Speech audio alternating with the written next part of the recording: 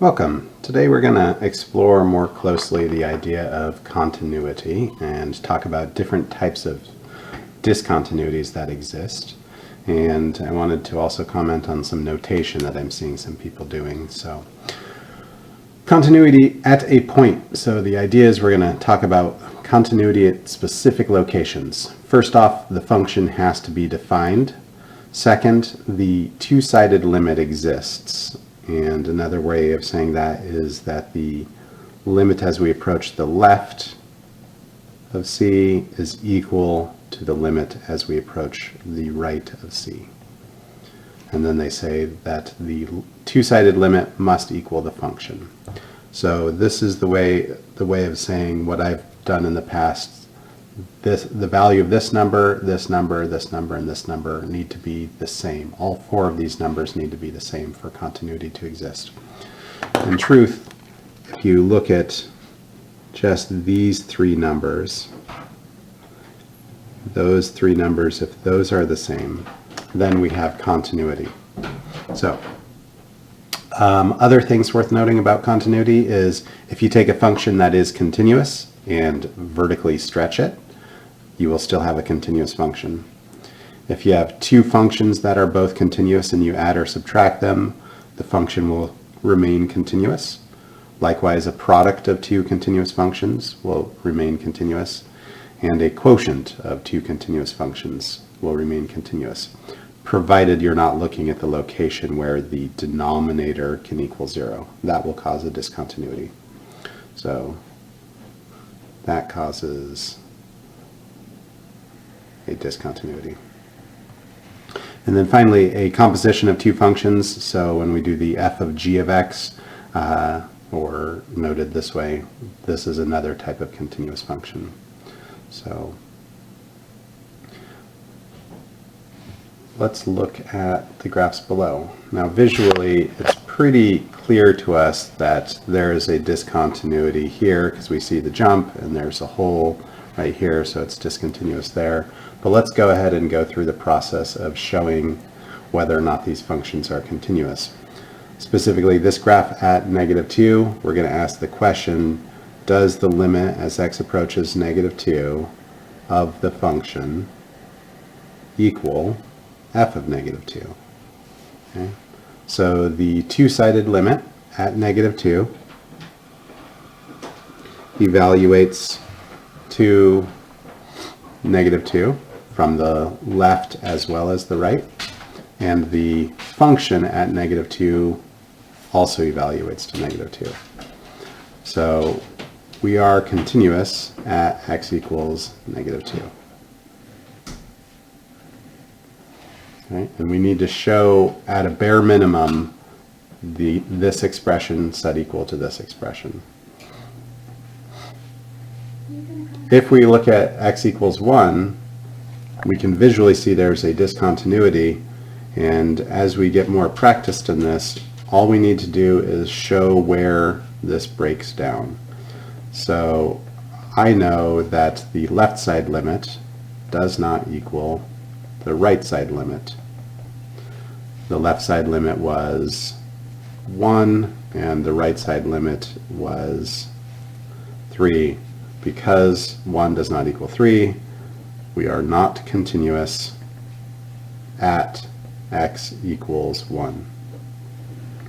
So we should be telling what's going on, where it's happening, and why do we know it's happening. And this is a common theme within the calculus class. Very often we want to know what's going on, where it's happening, and why we know that to be true.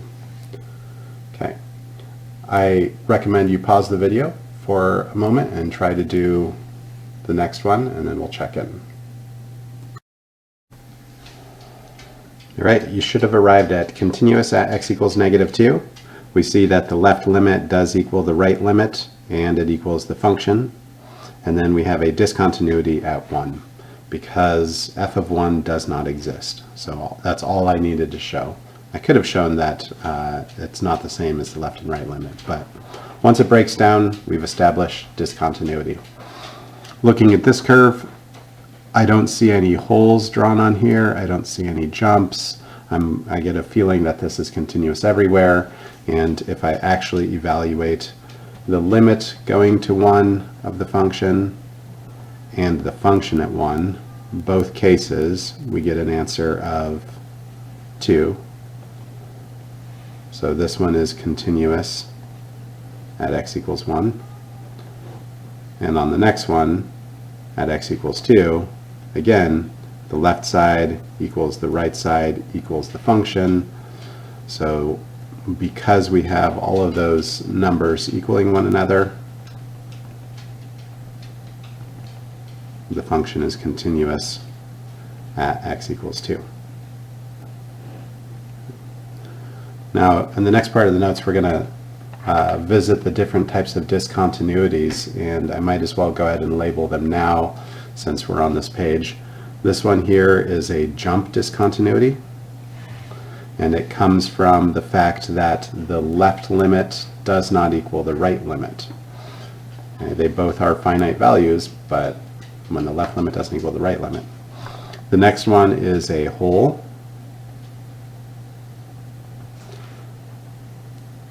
H-O-L-E, or if you want to do that.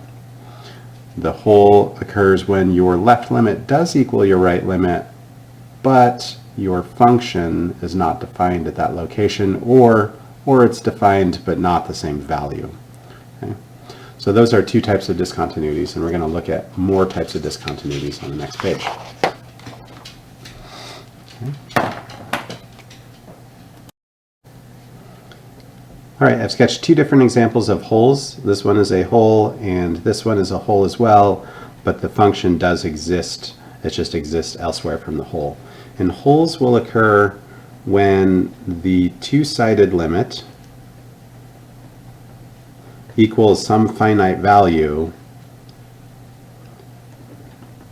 and the function either doesn't equal L or does not exist. So we're getting the left and right are approaching the same value, but at C we either don't exist or we exist at some other value. So there's two requirements. First, that the two-sided limit exists, and then second, that the function evaluates to a different number or does not exist. The second type of discontinuity is a jump, and this occurs when your left limit equals some number and your right limit equals a different number. So in this case, I said my left limit equals L and my right limit equaled M. Okay. Now the function can be either defined at one of those 2 points or not defined, but what's required is that both sides go to a finite value, as in not infinity, and that those values do not agree. So L cannot equal M.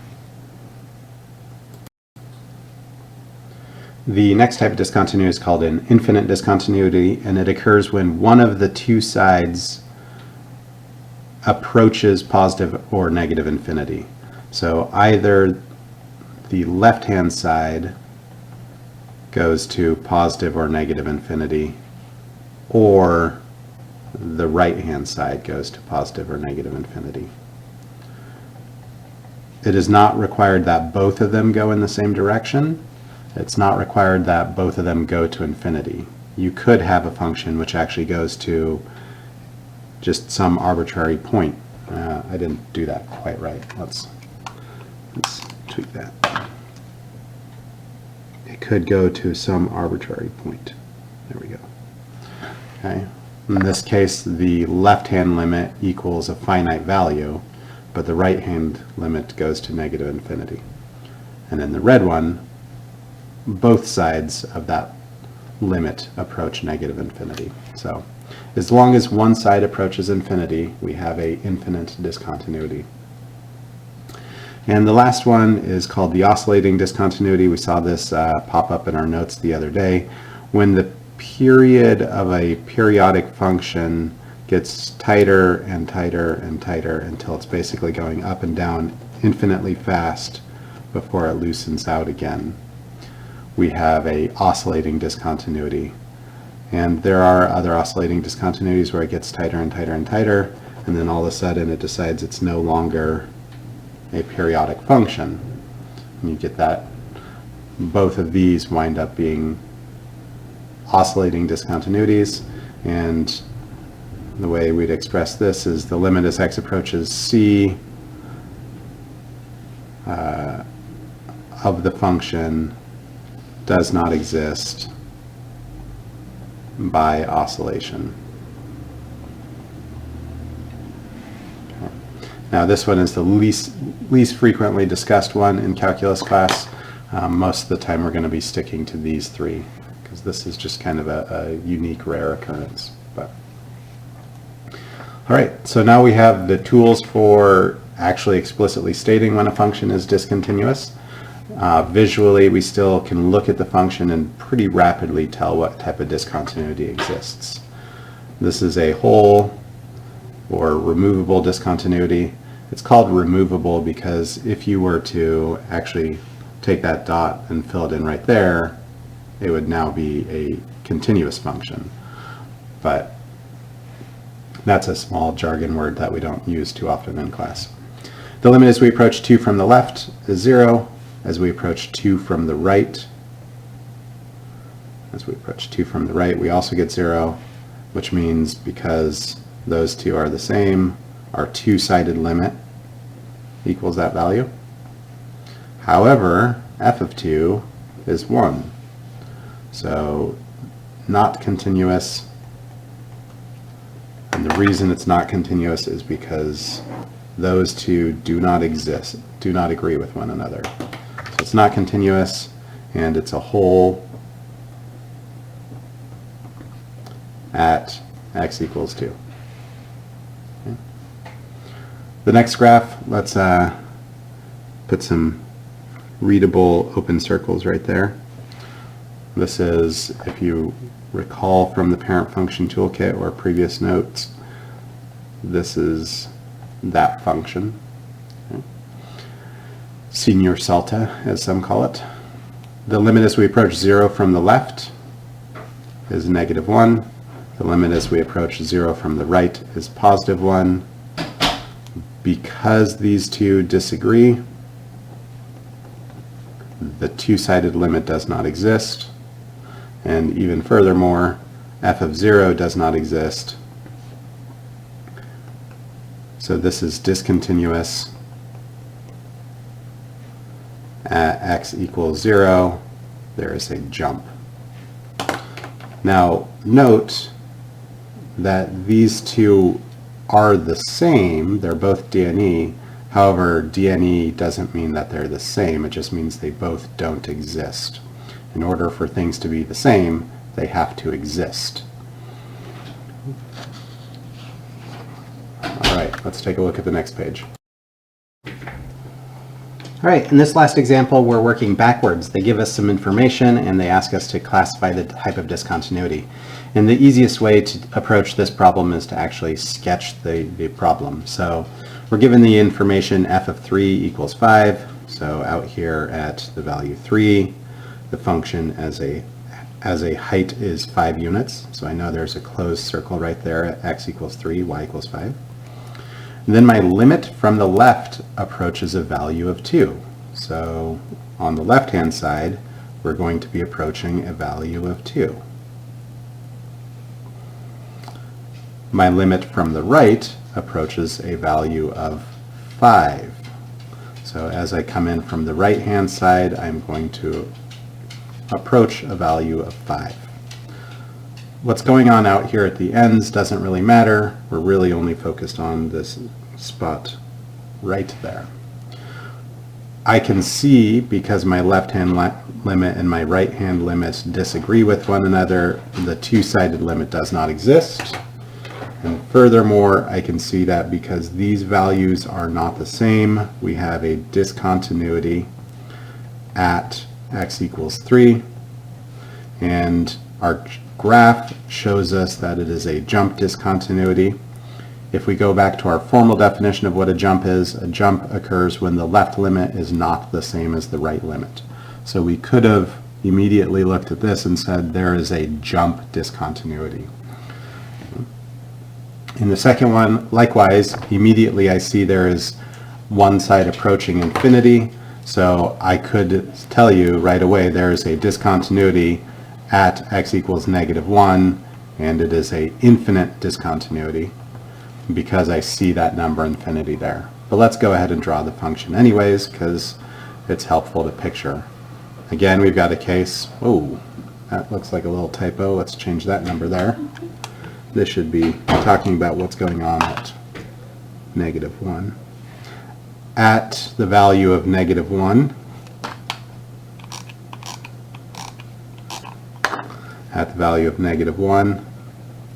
the function evaluates to a height of 5. As we approach -1 from the left-hand side, we go to infinity. So there's a vertical asymptote here, and as we approach it from the left-hand side, we're going up towards positive infinity. As we approach -1 from the right-hand side, we approach a value of 3.